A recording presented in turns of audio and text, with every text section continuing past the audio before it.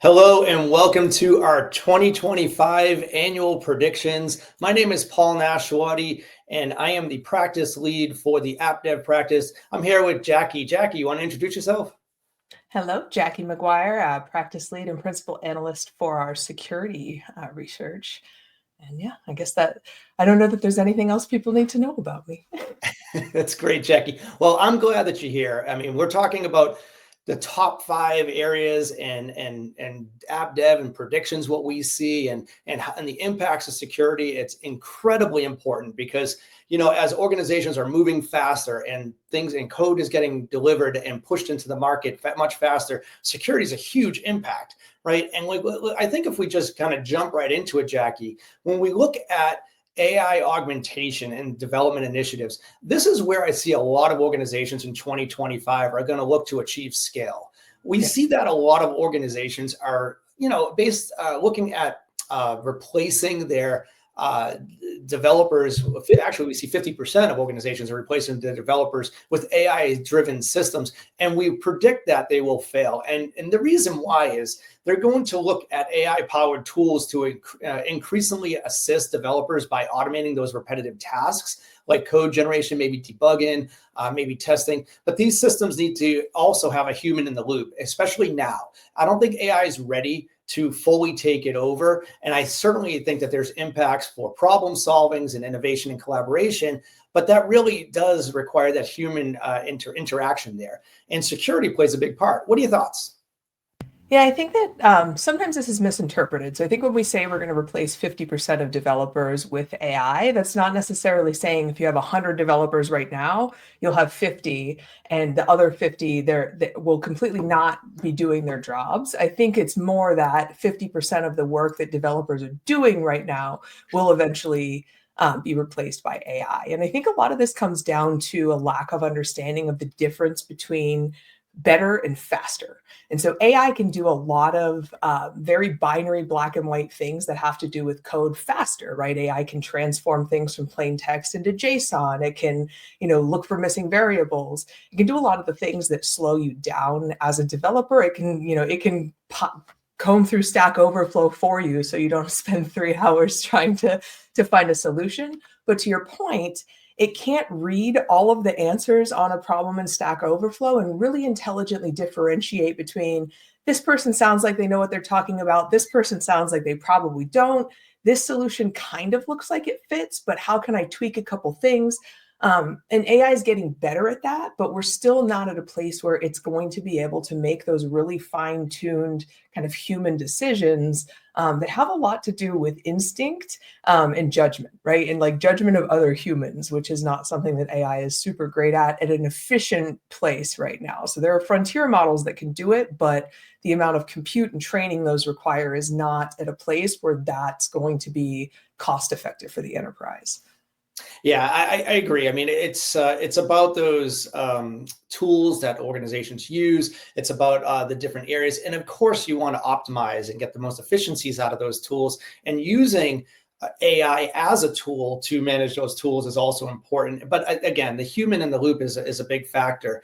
I think that kind of leads to our next prediction here, Jackie, which is I think it kind of ties to the consolidation of those DevOps tooling into platforms, right? And what we see is, I'm looking at the research here and what we did from our early studies, we see that by the end of 2025, that 50% of enterprises will really start to abandon the management of individual best-of-breed DevOps tools in favor of a unified platform. And that really is to focus on the reduction of operational complexities, streamlining workflows, and improve the integration, allowing for organizations to really help deliver cycles without increasing that overhead. It also ties into what you were talking about, Jackie, which is the multiple tools, the multiple platforms, and having AI look at all of these different tools really is overhead, right? And in order to have that streamlined, organizations are looking at that unified platform. What are the impacts to security around unifying a platform and of course, across the CI/CD pipeline and the DevOps tools? Yeah, I think there's a number of them. A platform is great, right? It's wonderful to have all your tools united in one place. But that when you have a platform, that goes back to you really have to have your role-based access control, your identity and access management dialed in. I think anybody in security has been in an incident response where, a third party, a vendor, or someone in your enterprise says, well, we had all these blanket permissions across the platform because a bunch of different people needed access to stuff. And as we were ramping up in this platform, nobody really was responsible for fine tuning those. So I think platforms are great, but we've seen a number of software supply chain vulnerabilities where, one platform can bring down the whole world or stop all air traffic for a day and a half. So, yeah, I mean, it's the classic catch-22 between how do I get everything in one place and how do I make sure that everything in one place doesn't become an absolute goldmine for attackers. So I think what you also then need to keep in mind is that you may create a volume problem with a platform. So what I've seen a lot of times happen is, companies will roll out a security platform, turn everything on, and then all of a sudden you're like, wow, our log volume just quadrupled. And then you instead of tuning those logs, because everybody's kind of fighting fires, people just start shutting them off, right? So using a platform is the same as using a whole smorgasbord of individual tools, which it comes down to you still need experts, you still need really fine-grained identity and access management and role-based access control, and you need to be more aware of the fact that you now have kind of a critical linchpin in your entire system. And I think using one platform really requires robust resiliency planning, because losing that one platform has a much larger impact than losing any single tool in a distributed stack. Yeah, Jackie, I think you're spot on, and I think there's a balance between reducing complexity but increasing security and having that robust platform, like you were talking about. You don't want that one platform to get shut down. And I really like the fact that where we work together as analysts, right? It's kind of that 1+1 = 3 scenario where you have, like, I focus on that day 0, day 1, day 2, and the DevSecOps piece, but the DevSecOps piece that kind of overlays into the CI/CD pipeline and the SDLC. I really don't get into the deep security elements like you're talking about, and I think that that's a big factor, especially with across the SDLC. Which will also lead into the third prediction that we have, right? Which is focusing developers are spending their time focusing on productivity challenges. And what we see in our research is developers really continued to report that they only spend about 24% of their time writing code. And the majority of their time are spent on ancillary tasks like designing, testing, debugging, and stakeholder meetings, right? So they're spending a lot of their time on areas that they're not writing code. So what we're seeing is, this is where you have all these different pipelines, right, across the SDLC, and security being a major factor. I see on the CI/CD pipeline side that organizations are driving towards adopting automation and AI for non-coding activities, right? They're really trying to shift the balance back towards innovation and the value creation. But there's definitely an impact to the security pipeline in the software development lifecycle. What are your thoughts? I have a really terrible analogy, but it's kind of like when McDonald's started expanding rapidly, right? So AI is really good because, so as a data scientist, I joined a security company, and I had been a little bit of a computer nerd as a teenager, but had never directly worked in security. And so I was like, oh, I'm gonna write so much code the first couple months. I'm gonna catch all these hackers. Now, I spent 3 weeks with a text file of syslog just trying to regex it into a JSON that I could actually do something with, right? Spent weeks beating my face against Kibana, just trying to pull the right logs to do something with. So I'm excited about this because I don't want to spend my time doing that stuff. And it was what made being a data scientist really fatiguing, and there was lots of burnout, is that I didn't spend the core of my day doing what really made me happy. And as a neurospicy person, I need to see results. I need tangible stuff coming out of my my productivity. So the reason I talk about McDonald's, right, is that was it great that now you could have the same kind of food all over the country? You always knew what to expect, and you only needed $1 or $2 to eat. Yes, that's great. But if we don't look at the source, what's actually going into that food, and I know McDonald's is trying to do better at their supply chain, but all you end up with is exponentially increasing what could be small problems that turn into very large problems. So in the enterprise, we really don't do a good job at controlling the creation of data or the replication of existing data, masquerading as new data. And this is really going to increase exponentially. So I think we've spent a long time thinking, we can just keep people away from the types of data they're not supposed to touch, and that'll keep them from doing anything with it that could be dangerous. And that's just not a reality, right? So we have all these models that are ingesting data, spitting it out. Things are being copied and pasted in Slack and email and everywhere to other people.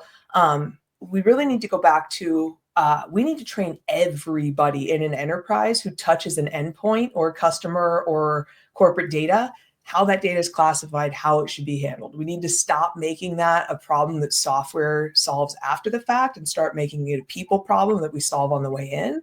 And then I come from the finance industry. I spent a little over 15 years as a financial advisor and registered investment advisor. So I go back to compliance and governance because everybody hates it, but we now have created this massive security problem across the entire organization. Everybody in your organization is using AI for everything. How do you control that data, right? So how do we put governance in place? How do we put compliance in place? Last week, we were talking about DORA, the Digital Operations and Resiliency Act for the EU. And so those types of things, these different regulations that are being passed, become this kind of complicated picture. So I think we're going to have to start untying a lot of that. And if you're expecting your security people to spend 80% of their time on data identification, classification, and untangling, you're going to lose your whole security team because it sucks. That stuff sucks. Nobody wants to do that full time. So we need to start solving some of this at the root and then not expecting teams who are not happy to do that work to do that work. It makes sense. Burnout is a real thing, but I do think it does tie into our fourth prediction though, because you were talking about data explosion and how things are, but I view it as what's old is new, right? I mean, we were calling things data lakes before, and we were calling things big data and all this. Right now, though, all that is just an LLM and with some intelligence on it and some such. But at the end of the day, I mean, I think our fourth prediction here that we're kind of drilling down, which is, again, near and dear to this conversation because it is a very important part of AppDev and AppDev development, is secure and DevOps will be a non-negotiable part of the DevOps practices. What we see in research is as supply chains and zero vulnerabilities increase, over 60% of organizations are going to embed DevOps practices as a fundamental requirement moving forward for their organization. This will include embedding DevSecOps practices as that fundamental requirement. It'll also include automating vulnerability scanning, continuous compliance monitoring, security training, embedded into the CI/CD pipeline to protect those applications and infrastructure. Aligns to what you were saying, Jackie, right? And I think that there's a lot there that when we talk about training, we talk about the security elements, we talk about, the delivery process. How do you balance that burnout of going through all of the code? For example, in the same study we're looking at, 24% of respondents indicated they want to release code on an hourly basis, yet only 8% can do so, right? So if organizations are releasing code on an hourly basis, you have to slow down to go faster, right? You have to have those security pieces in place. Otherwise, you just put yourself completely at risk. What are your thoughts? Yeah, I think there's, this all goes back to that kind of cultural shift. So a lot of organizations I've worked in, there was a very adversarial relationship between engineering and development and security. They saw security as the bad guys, the people who said no all the time. I actually had a CEO one time tell me that security is an impediment to innovation. So that culture needs to shift quite a bit, right? And then here's the thing is that data scientists, we are not trained to write secure code.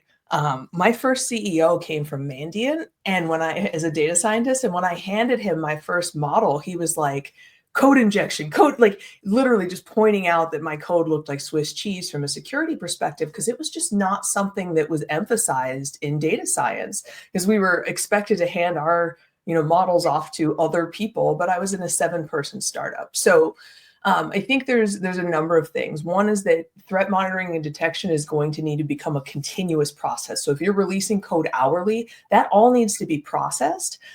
And then I think there's actually kind of a shadow layer under here that is, where is that being processed? Because one of the things I don't know that everybody realizes about these cute little AI co-pilots is, yes, they help you write more secure code. Where are they processing the AI? The vast majority of the time, that data is being taken, extracted to a cloud that's outside of your organization for that tool, processed, and then sent back to you. And so that's another thing from a supply chain perspective, we're going to really have to start getting under control, because there are so many tools proliferating through the organization. Some of them are paid, some of them are free. We have no way to formalize the data privacy policies and management policies with them. So I think this is this whole ball of wax where everybody's going to need to learn security going forward. I think it used to be this is a specialty. It's just not the case anymore. We all need to learn security. And then we really, really have to do a lot of work to shift the cultural mindset. And that's not just how we talk about security. It's also how we handle incidents. Because it's one thing to say like, oh, it's okay to ask questions. It's okay to point things out. It's a whole different thing if half of a team gets axed because of a security problem versus saying, well, here are the underlying issues and we can so I think you have to walk the walk, right? Like a lot of companies talk about security, a lot of companies talk about collaboration, but you really, really have to walk the walk and demonstrate that when people do the right thing, they don't lose their jobs. Yeah, Jackie, look, I mean, this is very true. I mean, everything you mentioned, I'm going to kind of paraphrase and say a little bit different from a different perspective, because I think it absolutely ties into the next kind of the final prediction that we wanted to talk about today, which is, as organizations are trying to push code out the door faster, as these applications are being developed, you are spot on. You have to have governance and compliance and regulations in place. What we're seeing for the last prediction is low-code and no-code expansion will really transform roles. And we're seeing the adoption of low-code and no-code will grow over 30%, empowering the citizen developers to take on the more routine application development tasks. Like, if you're going to do that, though, that means your organization needs to have those bumpers or guardrails in place in order to release code appropriately. If you're going to put in, enable your business analysts to create their own code, they have to be able to derive their code appropriately, without increasing or introducing security issues. And this will also elevate the role of the developer, the professional developer, to focus on governance and also focus on those complex integrations as well as advanced configurations and customizations. So I think that there's a lot there. I think, Jackie, to your point, as organizations are expanding more into their, the quote citizen developer to start developing applications and not leave it up to the professional developer, there has to be guardrails. What are your thoughts? If XCUtils doesn't ring a bell, so this is when we start to talk about supply chain.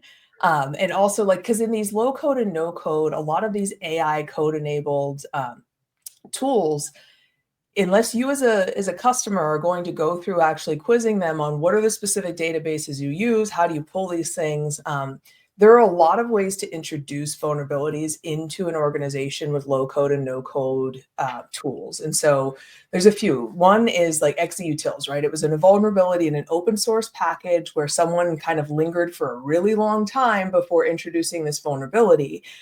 Those things, if you don't have something that's looking a couple abstraction layers deep into these low and no code tools, those could introduce significant vulnerabilities. The other issue here is intellectual property. So this becomes really interesting if somebody posts a snippet of code to a GitHub, a Stack Overflow, any one of those repositories, and I take it and it turns out that's actually protected.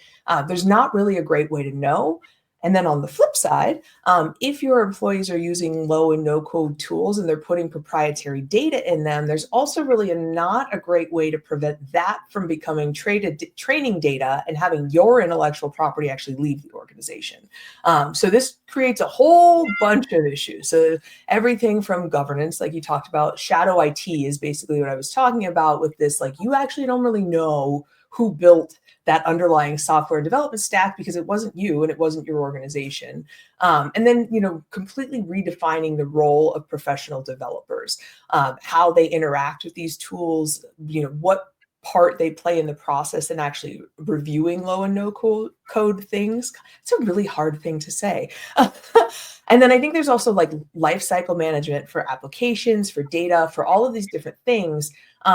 If you have a bunch of, say, like marketing people who are using no code email automate, do people still check email? What's a better thing? Social media automation. Do they know how long they're allowed to hold some of that data? Do they know how often they're required to examine that app and update it and things like that? And, I think low and no code are phenomenal applications for AI because the creative and human side of these things is really what leads to innovation. However, low technical hurdles for these things may also introduce additional risks if lower technically aware people are using things that could potentially introduce security risks. So it all has to go back to training, and that like just because you're not writing code doesn't mean you don't need to know how to spot security issues. So everybody, I think enablement as we know it is going to fundamentally change. And if people lost their minds because we started teaching Common Core in schools, which has my kids doing calculus in 8th grade, how do you think they're going to feel if we start teaching cybersecurity? But that's where we're at, right? 10-year-olds should be learning what PII is and why you shouldn't put it on the internet. Yeah, no, I think you're right. Training is a big part of enablement for organizations to be successful. There's certainly no area here where we're slowing down, right? We're only going to go faster. And if we don't put those guardrails in place, then organizations are going to be at risk. And, that's a big factor here. And Jackie, I appreciate your time today. This has been great. There's a lot of insights here to share, a lot that, I'm looking forward to seeing your research this year on, and what we're putting out around the security front. It aligns nicely to the AppDev side. So I definitely work hand in hand. Looking forward to being on calls and briefings with you, and appreciate your insights to this call here today.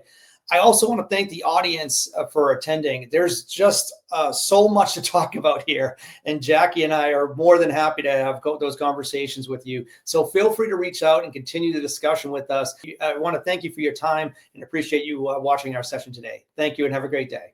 Thanks.